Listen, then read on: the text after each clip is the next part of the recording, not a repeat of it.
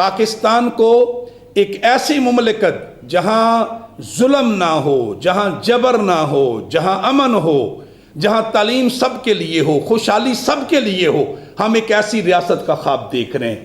اور جماعت اسلامی اس منزل کے حصول کے لیے اپنی جد و جہد کو آگے بڑھائے گی۔ میں یہاں آپ سے عرض کرنا چاہتا ہوں کہ 24 ستمبر کو جمعے والے دن جناب سراج الحق صاحب نے پورے ملک میں مہنگائی کے خلاف مظاہروں کا اعلان کیا ہے۔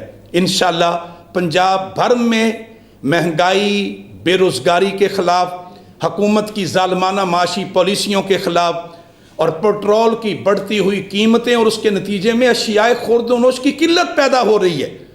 ایک ایسی صورتحال میں ہم 24 ستمبر کو پورے پنجاب میں احتجاج کریں گے۔ ترمیم کے ذریعے سے دوبارہ تقرری کے بارے میں خبریں آ رہی ہیں۔ جماعت اسلامی کا موضوع اس پہ اپنا موقف بالکل واضح ہے۔ ہم نیب کے چیئرمین کی دوبارہ تقرری کو کسی طور پہ بھی سپورٹ نہیں کرتے۔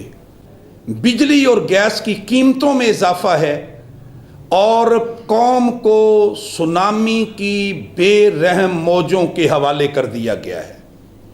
مہنگائی اور بے روزگاری کا طوفان ہے، اور آپ وزراء کی پریس کانفرنسیں سنیں، ایسا لگتا ہے کہ جیسے نیچے دودھ اور شہد کی نہریں بہہ رہی ہیں۔ یہ اس ملک کے اندر پی ٹی آئی کے وزراء اور مشیروں کی فوج کی تو موجیں لگی ہوئی ہیں، لیکن قوم جس کرب سے گزر رہی ہے، سچی بات یہ ہے کہ مجھے خدشہ ہے کہ پی ٹی آئی کی معاشی پالیسیوں کے نتیجے میں ملک کہیں کسی انارکی کی طرف نہ بڑھ جائے۔ عمران خان صاحب کا معاشی ویژن آئی ایم ایف کی غلامی سے شروع ہوتا ہے اور آئی ایم ایف کی غلامی ہی پہ ختم ہو جاتا ہے۔ میں یہاں یہ بالکل کلیئرٹی کے ساتھ کہنا چاہتا ہوں کہ جماعت اسلامی آزاد معیشت کا تصور رکھتی ہے۔ Jamaat Islami P T I کی معاشی پالیسیوں کو قوم کے لیے زہر قاتل سمجھتی ہے۔ ڈومیسٹک وائلنس بل کے نام سے جو قانون سازی ہوئی ہے، میں بالکل آپ کو واضح طور پہ کہنا چاہتا ہوں کہ یہ قانون سازی قرآن و سنت کے منافی ہے۔ یہ پاکستان میں اسلامی اقدار کے منافی ہے، ہمارے کلچر اور ہماری روایات کے منافی ہے۔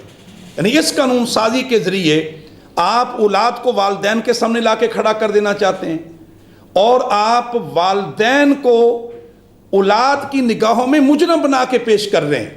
کلمے کی بنیاد پہ بننے والے ملک میں کسی نوجوان کو وہ اپنی مرضی کے ساتھ اسلام قبول کرنے کی اجازت نہیں ہے۔ پھر آپ کہتے ہیں جی کہ وہ 18 سال تک تو وہ اسلام قبول نہیں کر سکتا، اور اس کے بعد آپ اس کو کہیں تنہائی میں رکھیں گے، پھر کسی جج کے سامنے پیش کریں گے۔ گویا اس کا مطلب یہ ہو کہ وہ کوئی جرم کر رہا ہے۔ یہ قانون سازی قرآن و سنت کے منافی ہے۔